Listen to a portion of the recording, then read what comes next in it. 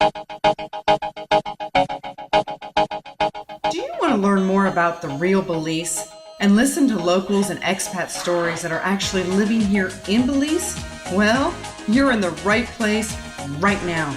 You're listening to Belize Talk Radio, and I'm your host, Macarena Rose.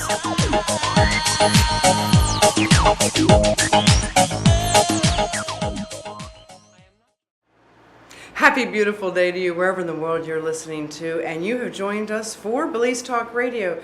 And so what are we going to cover? Well, anything and everything to do with Belize. And we've had this wonderful woman on that's going to be speaking with us today on before, Mandy Cyphers. Originally I met her doing House Hunters International, of course. So I got to be the realtor and she got to be the wonderful person buying the house with her family. But you know what? After you move to a country, then what? What are you going to do while you're there? And something that she is the manager of, I wanted to really share with you because it's something that I'm passionate about is animals, of course, animals and children. Y'all know my buttons.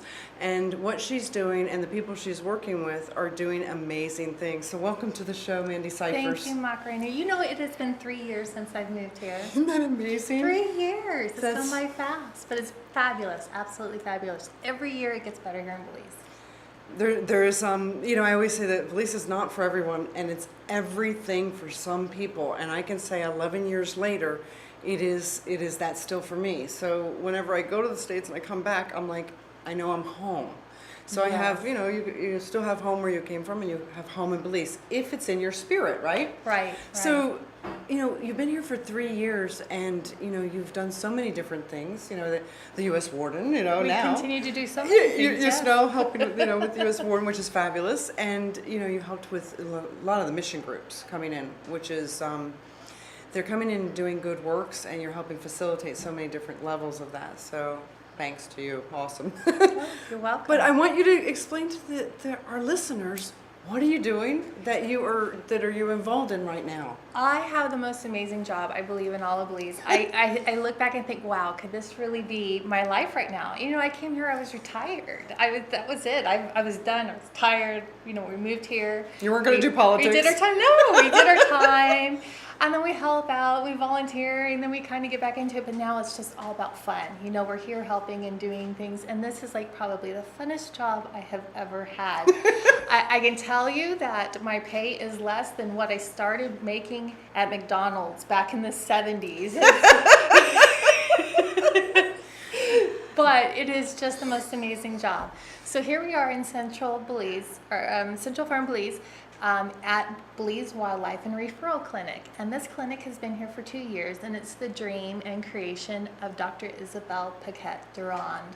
She is French-German that has been here for many years, and she's the only wildlife vet in all of Belize. Which is, we have a lot of wildlife here, so that's kind of interesting, actually, yes. That, she's the only one. She's the only one. Hence the reason she's busy. She's very busy. In fact, I wish she was sitting with us today, but she got a call out with Forestry Department regarding a baby jaguar. Aww. And so they are on a path right now to rescue this baby jaguar and put him back to where he needs to be. So there'll be some rehabbing. So maybe if you check back with us, we might have a baby jaguar. You might be able to see a baby jaguar on the show. Yes.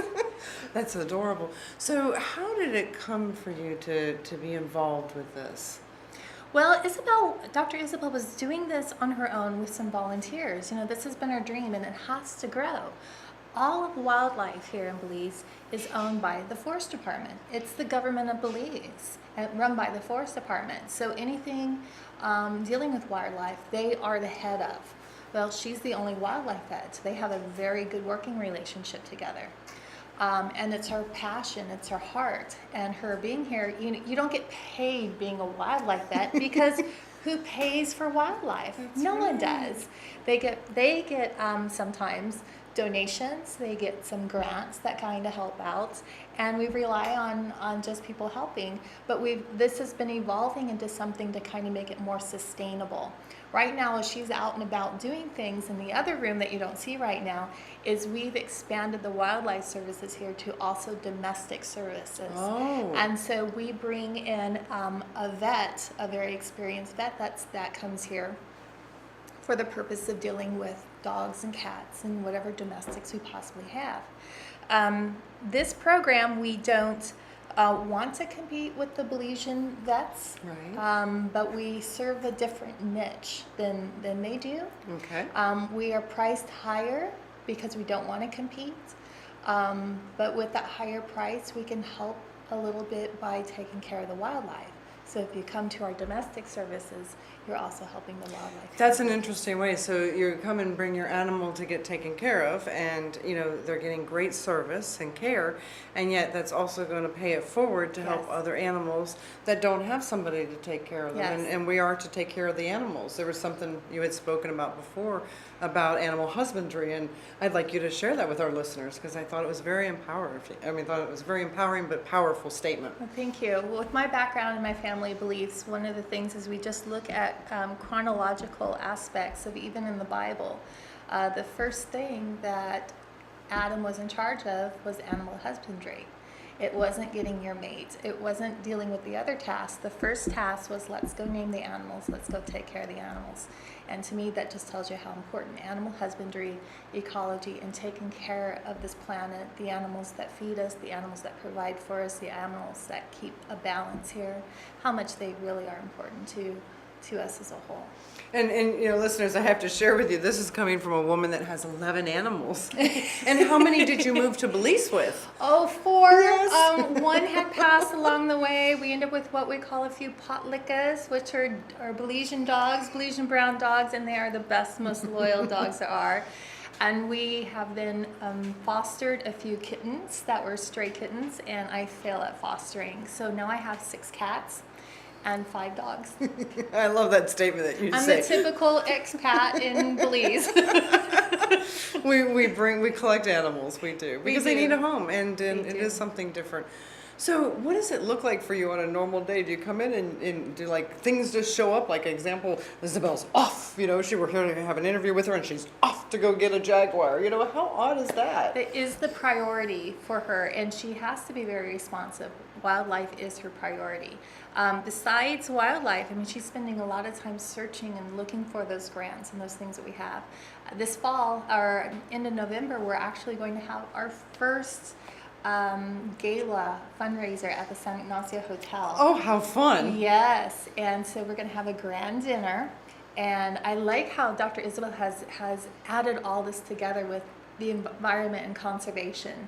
If you know about our reefs, we've had lionfish that have shown up, and they're causing damage to our reefs. Yes. And they're fighting with food from the fish that should be here. So there has been a lot of work done to eradicate the lionfish and better promote the lionfish and what do you do with them, such as they make a very tasty fillet. They do, and in San Pedro, Yvette and I just got back from a week over there with clients, and there was lionfish on every single menu, so they're working really hard at that. Well, at this gala we're having, that's what we're going to have as one of the hors d'oeuvres, is we're bringing lionfish to the Kiowa area, and we're hoping that this is very well received in the future, that this can be a future platter for fundraisers and smart. for Kiowa, Belize as a whole, to offer something to the tourist industry that will help Belize. It's completely different, isn't it? Yeah. So while she's off and doing those things, it's kind of no day is the same. I'm new here.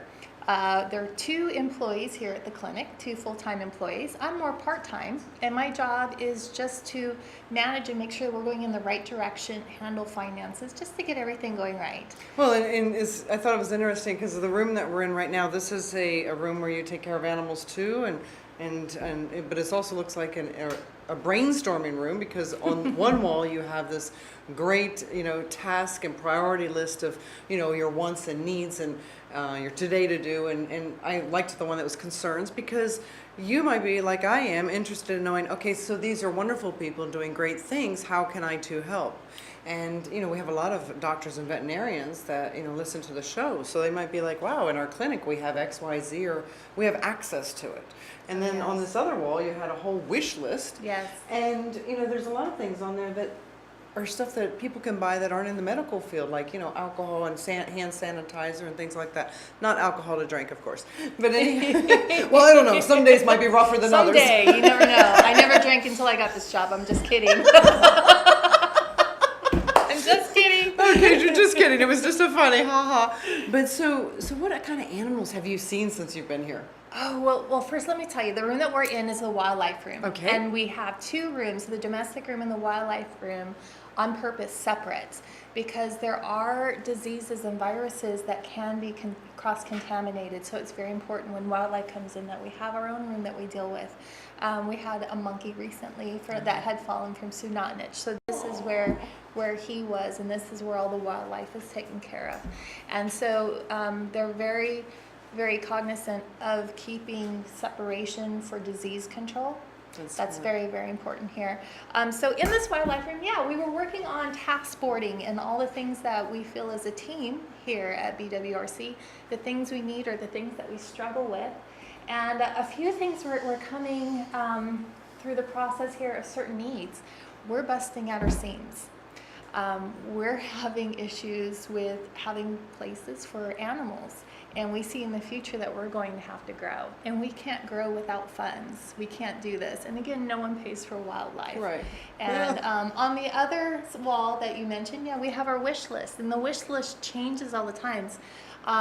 Besides things on the wish list, I mean, there's things that even just a vacationer can bring with them.